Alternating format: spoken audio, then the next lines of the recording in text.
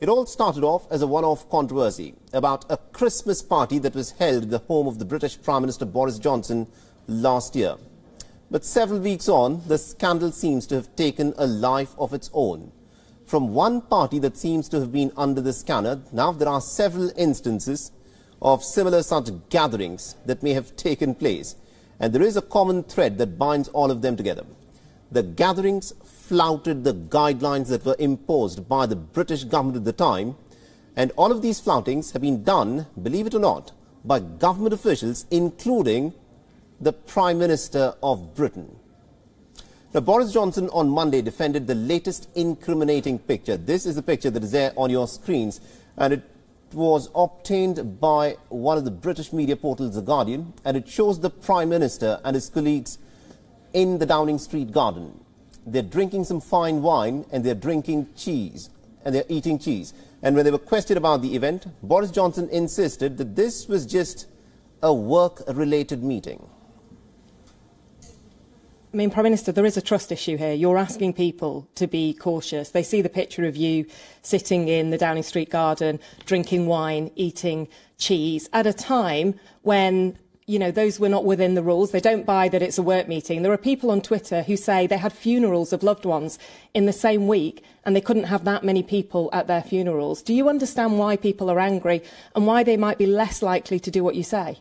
Those were people at work talking about work. So you were having a work meeting there without laptops, without any notes or paper. Do you normally have wine and cheese at a work meeting? Those were people at work. Those were meetings of people at work talking about, this is where I live and it's where I work.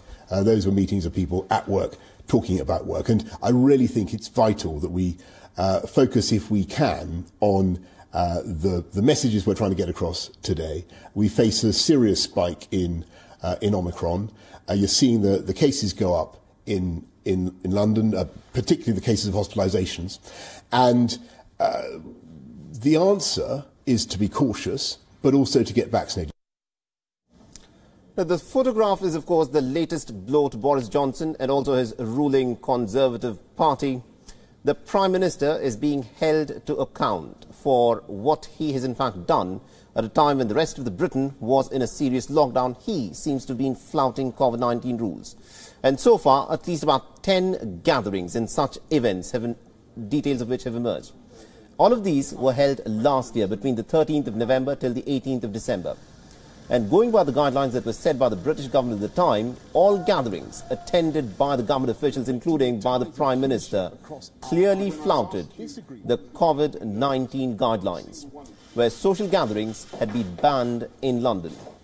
The Prime Minister and the members of his Cabinet have so far maintained that no parties were held and no COVID-related rules were violated by the Prime Minister.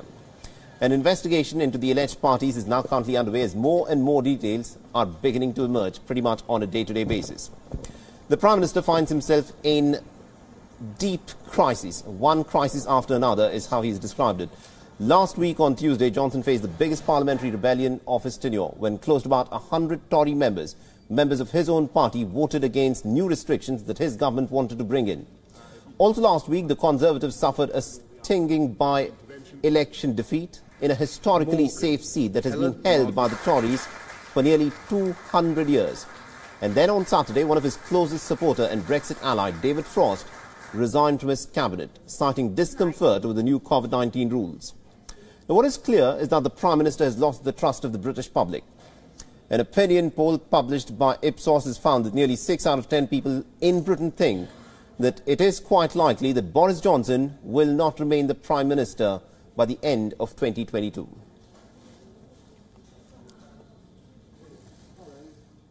WION is now available in your country. Download the app now and get all the news on the move.